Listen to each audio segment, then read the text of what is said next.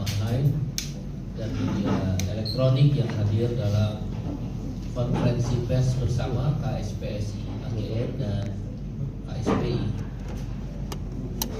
Beberapa hal yang ingin saya tambahkan dalam kesempatan ini sekaligus memperkuat apa yang telah disampaikan oleh Nanti Jadi Nenawea, Presiden KSPSI. Yang pertama, sikap buruh Indonesia sebagaimana yang pernah kami sampaikan di hadapan Presiden Republik Indonesia Bapak Jenderal Purnawirawan Prabowo Subianto beberapa waktu yang lalu di istana. Kita dipanggil bersama tokoh agama, tokoh masyarakat, tokoh pemuda dan kawan-kawan pimpinan buruh. Sikap kami jelas mendukung kepemimpinan Presiden Prabowo Subianto sampai dengan selesai sebagaimana amanat rakyat yang telah memilih beliau sebagai Presiden Republik Indonesia.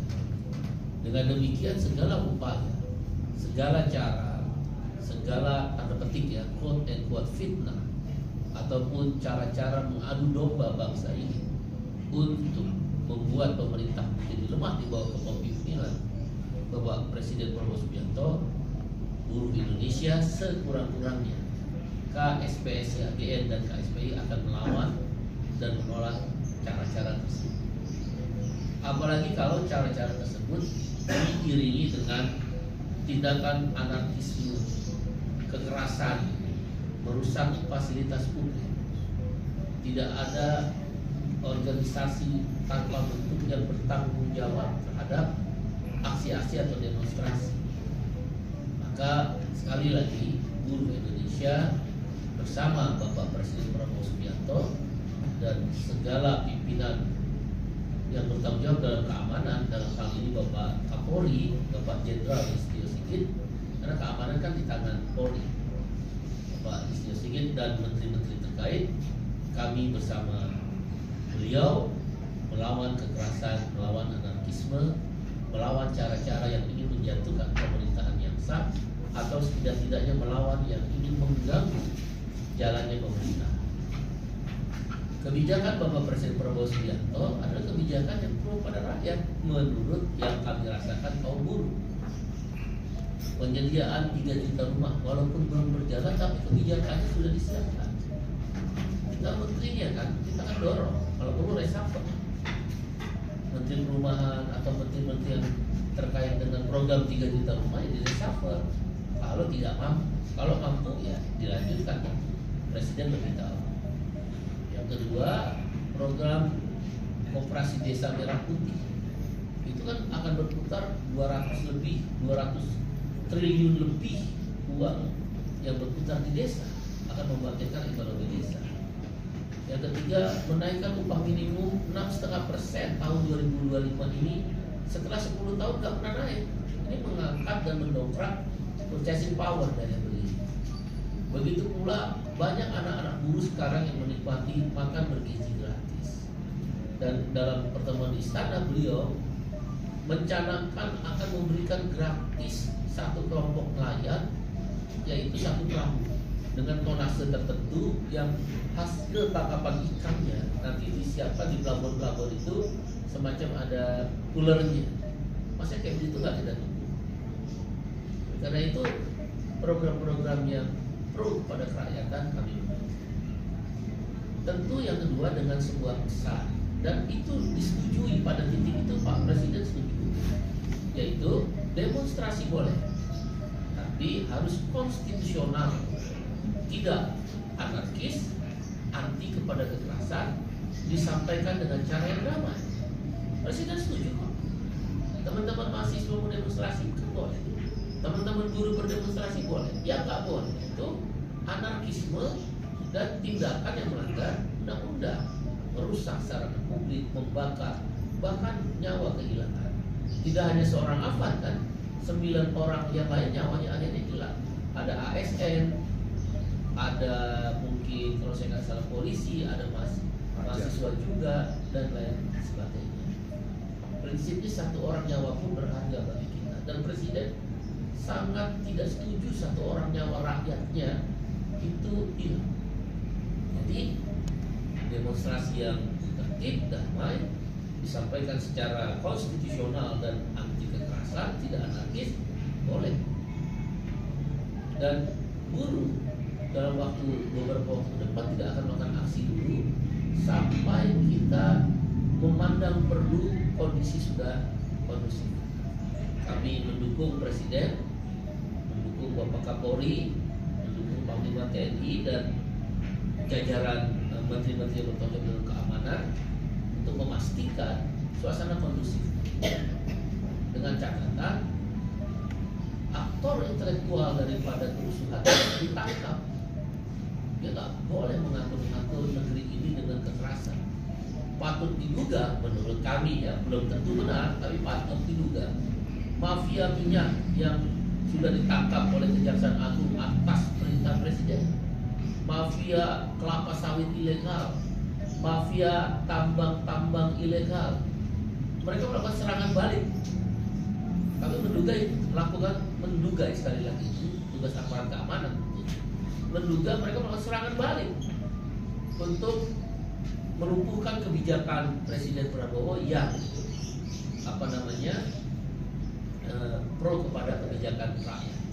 Ratusan bahkan ribuan triliun yang mereka biasa dapat dengan mencuri uang negara itu kan sekarang dibalikin ke negara. Serangan balik, kami menduga itu, dan ada orang-orang yang dibayar. Yang ketiga, tentu dukungan kepada Bapak Presiden Prabowo harus juga diiringi penguatan di DPR RI. Jangan lagi flexing dan hedonisme. Itu sudah kami sampaikan langsung ke Mbak Puan Maharani ketika pertemuan di istana, yang kebetulan beliau juga hadir. Dan Mbak Puan Maharani dan Pak Sudmi Dasko, Wakil Ketua DPR RI, juga menyatakan akan melakukan reformasi terhadap baik struktur maupun kebijakan DPR, lebih membuka ruang dialog dan proaktif untuk menjemput persoalan-persoalan kerakyatan. Ya, tidak berhenti hanya di tunjangan-tunjangan perumahan dan tunjangan lain yang dihapus. Bukan itu intinya, itu hanya pintu masuk. Tapi bagaimana DPR bisa memerankan sebagai fungsi wakil rakyat, dan jangan hanya dihukum nonaktif, nggak dikenal itu nonaktif. Yang ada adalah diberhentikan melalui mekanisme MKD. Tadinya Partai Buruh atau KSPI mau melapor ke MKD, tapi setelah kami lihat ada upaya dari internal partai mau melaporkan sendiri ke MKD, ya kami menahan diri dulu.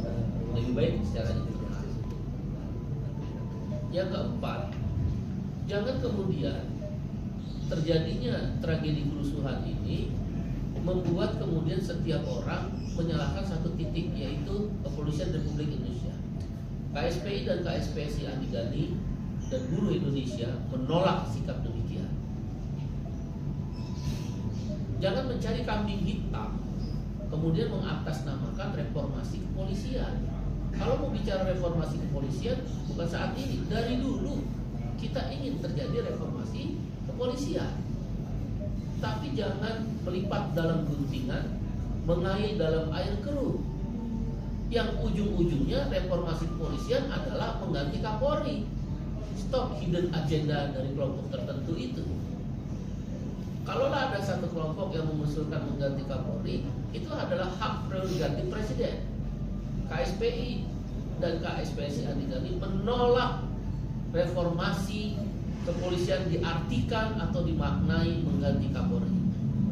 Kami berpendapat, buruh Indonesia berpendapat, Kapolri dalam setidak-tidaknya segmen ketenaga kerjaan ada kepedulian terhadap isu-isu perubahan. Antara lain tadi sudah disebut oleh Bung Andi Gani, Desk Ketenaga Kerjaan. Saya kasih tahu contohnya, 7 tahun ada satu perusahaan tekstil nggak selesai-selesai. Begitu masuk Desk Ketenaga Kerjaan, sekarang dalam proses penyelesaian. Ada satu perusahaan nggak mau bayar pesangon, hampir puluhan miliar, masuk Desk Ketenaga Kerjaan, bisa diselesaikan. Dan ini oleh Bapak Kapolri Jenderal Listio Sigit sudah dikembangkan ke beberapa Polda. Bagi kami ini sangat membantu dalam penyelesaian kasus-kasus yang ada unsur pidananya, cepat jadi.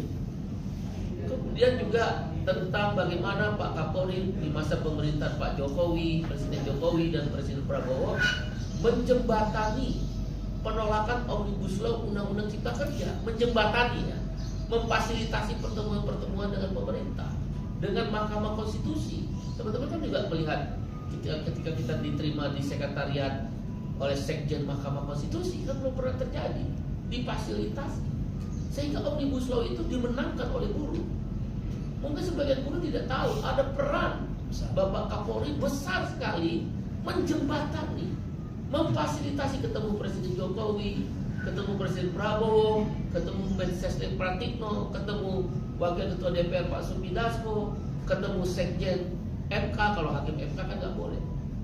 Kemudian aksi-aksi buruh boleh dilakukan menolak Omnibus Law, tapi harus damai, tertib, polisi menjaga. Itu peran daripada Kepolisian Republik Indonesia. Dalam hal ini nggak bisa dipungkiri peran Bapak Kapolri. Disinilah kenapa kok tiba-tiba KSPSI, AGN dan KSPI menolak pencopotan Kapolri kalau memaknai reformasi kepolisian sebagai pencopotan. Mereka nggak memahami ada juga peran Kapolri di dalam dunia perburuan. Omnibus Law itu jantungnya buruh. Pak Kapolri itu punya peran bukan sebagai seorang Kapolri, tapi menjembatani agar tidak ada kerusuhan dalam aksi-aksi buruh, tidak membesar aksi-aksi buruh. Itu peran membantu Presiden Prabowo dan juga membantu Presiden Jokowi pada waktu masanya.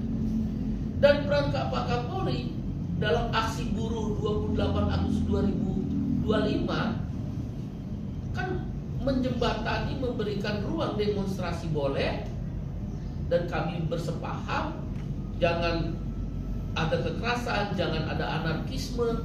Kan berarti Pak Kapolri moderat, konstitusional. Kenapa tiba-tiba diserang kerusuhan penyebabnya Kapolri? Tentang ada kematian Afan, kita juga semua prihatin. Dan teman-teman kan lihat Pak Kapolri langsung menyatakan salah. Beliau kan menyatakan sudah bersalah dan beliau meminta maaf. Beliau juga mengambil tindakan-tindakan cepat. 7 orang itu kan dihukum. Kecuali beliau membiarkan, kecuali beliau tidak boleh orang buruh mahasiswa berdemonstrasi. Mungkin kita akan mempertanyakan, tapi itu boleh. Yang dipersoalkan nggak boleh anarkis.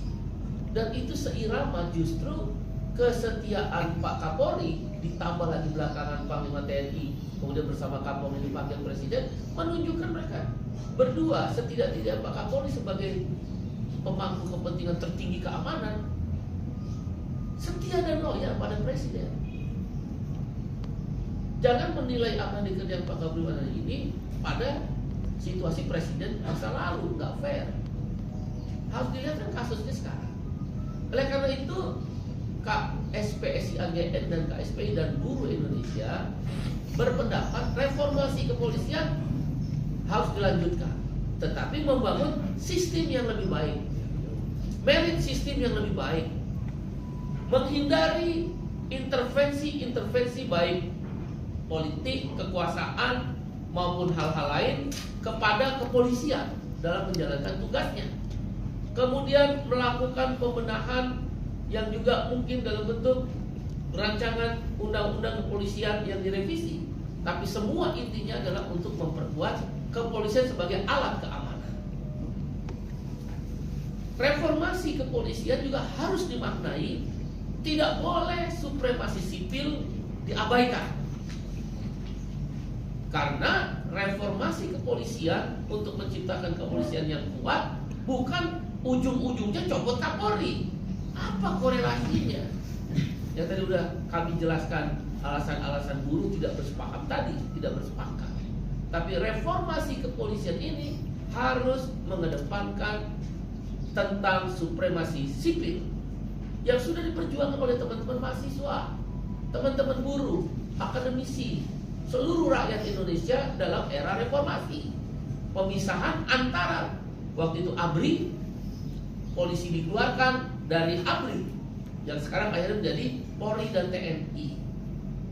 Reformasi kepolisian yang dimaknai sebagai supremasi sipil tetap harus ditegakkan, tidak boleh tunduk kepada mekanisme TNI sebagai alat pertahanan. Karena antara Polri dan TNI dua alat negara yang berbeda. TNI sebagai alat pertahanan harus dikuatkan, alutsista harus ditingkatkan, anggaran dan pertahanan alat-alat alutsistanya. Tapi polisi sebagai alat keamanan juga tidak boleh diabaikan. Dia harus lebih profesional, humanis, presisi. Dan yang terakhir, kami ingin menyatakan reformasi kepolisian bukan datang dari sekelompok orang tertentu saja. Dia harus melibatkan semua stakeholder. Mulailah dengan langkah-langkah pertama, persiapkan seminar-seminar. Oleh siapa? Ya DPR dan pemerintah. Apakah perlu reformasi kepolisian segera saat ini di tengah negara menghadapi ancaman keamanan? Karena kalau reformasi kepolisian digaungkan di tengah ancaman keamanan yang sedang dihadapi oleh negara dan oleh presiden, itu akan melemahkan demoralisasi anggota kepolisian. Ingat loh, ada 46 orang juga anggota kepolisian yang luka. Ada ribuan orang yang ditahan. Apa mau diadu terus seperti di Nepal? Kita menginginkan jangan terjadi demoralisasi anggota kepolisian, tapi di sisi yang lain tadi Bung Andi sudah sampaikan, kami buruh Indonesia juga meminta dibebaskan semua tahanan-tahanan yang ikut demonstrasi, terkecuali yang memang ditemukan indikasi kriminal, misal melakukan pembakaran dengan sengaja, melakukan desain untuk merusak alat-alat publik, desain dari direncanakan. Kadang kan dalam suasana yang begitu banyak orang nggak sengaja atau melakukan sesuatu yang akhirnya ternyata itu tindakan kriminal, apalagi anak SMP, SMA atau STM, kan kita nggak tahu, itu diperiksa. Yang lain bebaskan, tapi tidak boleh juga demoralisasi anggota kepolisian. TNI memperkuat apabila terjadi hal-hal yang tidak diinginkan oleh kepolisian, dan kami tetap berpendapat kepolisian masih mampu.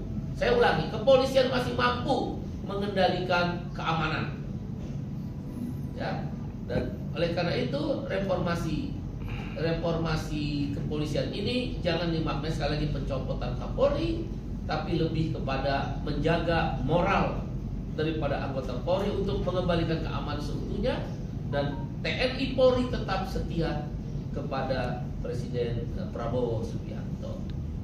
Saya rasa itu saja. Tentu kami akan menyampaikan sikap-sikap ini karena nggak boleh sekelompok orang mengklaim harus reformasi kepolisian. Tadi setelah seminar kita bisa lakukan kemudian FGD, pendalaman akademisi-akademisi seperti sekaliber Pak Mahfud MD, sekaliber mungkin Pak Yusril sendiri sebagai Menko Hukum dan HAM dan Impas itu, silakan diundang. Kampus-kampus diajak bicara, teman-teman mahasiswa diajak untuk berdiskusi, kawan-kawan buruh dimintai pandangannya. Jadi bukan karena sekelompok orang tiba-tiba minta reformasi kepolisian, copot Kapolri. Siapa dia? Siapa dia? Tahu nggak? Sebagian buruh juga merasa ada manfaat peran polisi dalam hal ini Kapolri. Kan jadi berdebat nanti kitanya. Nggak boleh begitu dong. Jadi setelah seminar FGD, panggil ini semua. Kemudian public hearing. Reformasi kepolisian yang bagaimana?